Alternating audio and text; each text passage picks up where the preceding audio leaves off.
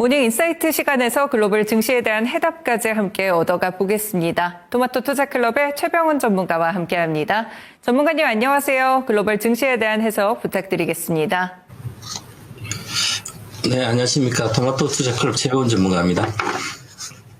국내 증시는 진격의 반도체, 하루에 초대형주가 삼성전자도 10%, 하이닉스 10% 급등했죠. 그리고 코스피는 하루에 6,000포인트에서 6,000포인트, 6,100 포인트, 6,400 포인트, 하루에 100포인트씩 막 올라가고 있습니다.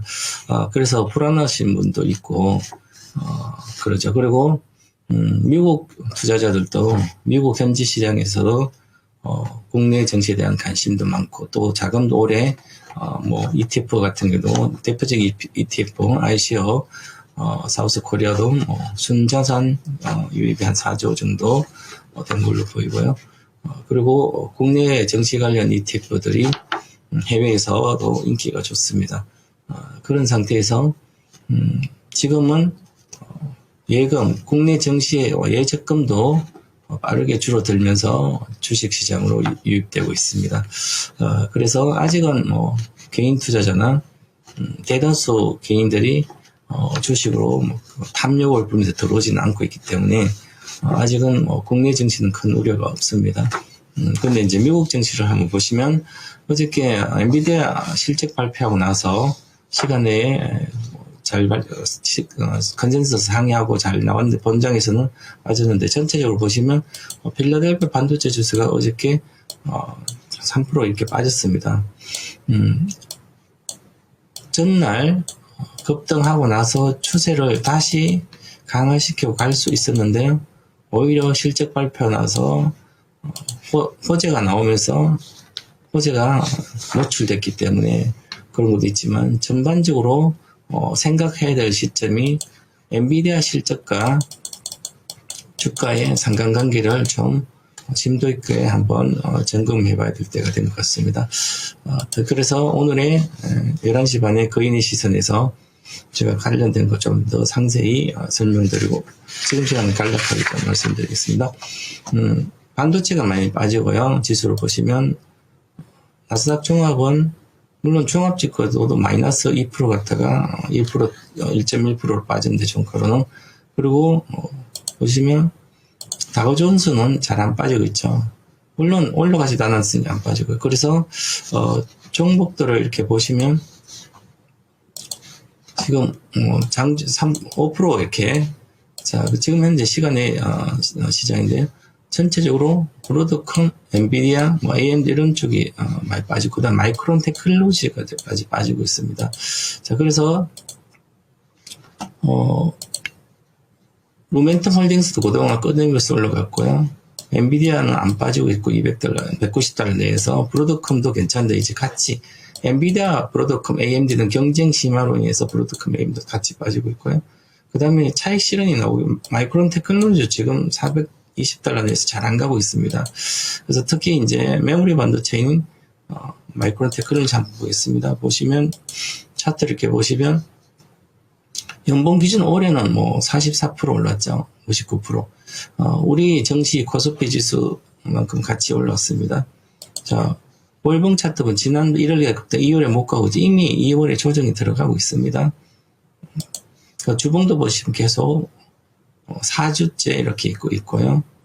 일봉을 보시면 1월 30일 고점 찍고 못 가고 있잖아요. 이제 다시 기술적 보면 내려가고 있기 때문에 하락으로 박스권인지 겁나겠다가 반전했죠. 그죠? 그러면 이것도 추가 하락에 대한 우려가 있습니다. 분명히. 그리고 작년 말부터 계속 제가 이 마이크론 테크놀로지는 $470가 목표가다. 여기서부터 계속 말씀드렸죠.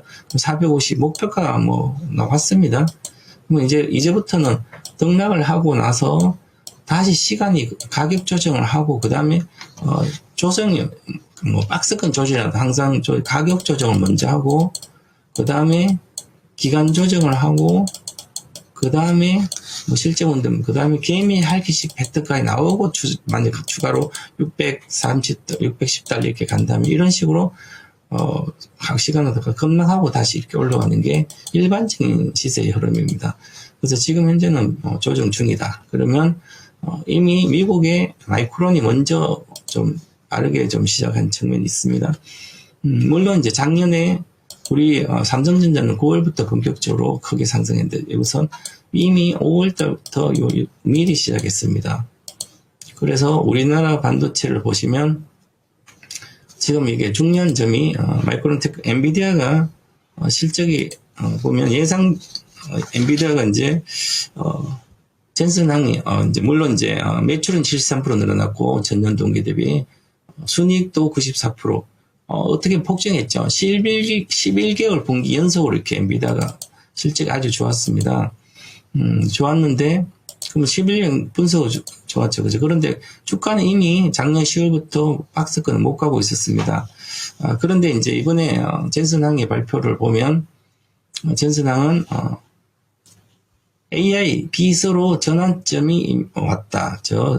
AI 에이전트 시대로 넘어간다는 거죠. AI 에이전트 시대로 나오면 AI 에이전트는 내가 핸드폰이나 이런 거 가지고 실제로 질문을 해서 답변을 듣는데 이게 단순한 이것을 넘어서 이게 컴퓨팅 수요가 이것 때문에 기하급수적으로 더 늘고 있는데 데이터 센터만 넣는 게 아니라 이제 AI 에이전트로 가서 넘어가기 때문에 그러고 나서 지금 이제 엔트로픽의 클로드 AI 비서를 보면 그냥 단순히 답변하는 게 아니라 이제 잘못된 걸 고쳐가면서 다시 수정하면서 목표를 하는 또 더 나은 방향으로 또 이제 수정 보완을 해주고 있죠. 그죠? AI가 이제 목표를 정확하게 이해를 하고 그다음에 이 복잡한 사람들이 해야 되는 거 개발자들이 해야 되는 복잡한 작업을 대신 수행해 주고 있습니다. 그래서 오히려 이 코딩하는 회사들은 기업에 존폐가 달려있을 정도로 이렇게 됐다. 이렇게 보고 있고. 그래서 이런 얘기를 하면서 지금은 27년도 수요일에서 젠슨항 CEO는 재고 축적을 하겠다는 그런 재고 축적할 거다 이렇게 하고 있습니다. 그러면 재고 축적을 미리 해놓으면 내년 되는 가격이 계속 올라가기 쉽지 않다는 거죠. 그래서 오히려 이게 악재로 좀 작용되고 있습니다. 그리고 물론 이제 차익 실현이 몰리고 그 다음에 13F 지난 4분기에 13F 보고서를 보면 투자자들이 이렇게 AI 인프라 구축하는 데이터 센터 관련된 회사 주식을 조금 줄이고 그다음 AI 서비스 하는 회사의 비중을 늘리고 있습니다. 이제 이게 이제 좀 늦어지고 있는데 원래는 이미 많이 늘렸어야 되는데 그러면 AI의 인프라의 피크 아웃에 대한 우려가 그때는 주가 좀 빠지고 했는데 아직은 현실로는 나타나지 않고 있지만 이미 조금씩 투자자들이 AI 서비스 회사로 조금 비중을 확보하고 있다. 포트폴리오 조정하고 있다는 거죠. 그것 때문에 인프라 주식은 마이크론부터 조금 더 약세가 되고 있다. 그래도 실적이 워낙 잘 나오기 때문에 AI의 피크아웃은 기우다. 이렇게 보고 있습니다. 그래서 정상적인 조정이 이렇게 말씀드리고요. 그 다음에 지금은 반도체 회사들이 이렇게 빠지면서 그 다음에 다른 쪽으로 가야 되면 그동안 많이 빠졌죠. 이게 팔란티어테크라든지 메타라든지 많이 빠진 소프트웨어 회사 좀 더 기술적 반다고 특히 고성장 섹터에 있었던 양자 컴퓨터라든지 이렇게 아이온큐 이제 시간이 급등하고 있는데요. 이제 아이온큐의 실적을 보면 4분기 25년도 4분기 실적이 매출 6,189만 달러서 컨센서스보다 한 3배 정도 좋았고요. 그 다음에 25년도 전체 매출이 1억 달러를 돌파했습니다. 올해 연간 2억 한 4천만 달러, 2.4억 달러 되거든요. 그래서 실적이 받쳐주면서 되니까 관련된 양자컴도 올라가고요. 그 다음에 실적도 아주 잘 나오고 있고 고객도 급증하고 있는 로블루스 같은 150달러 반타작으로 빠졌습니다. 60%. 그래서 이제 이런 쪽들이 낙폭화되면서 반전을 하고 있고요.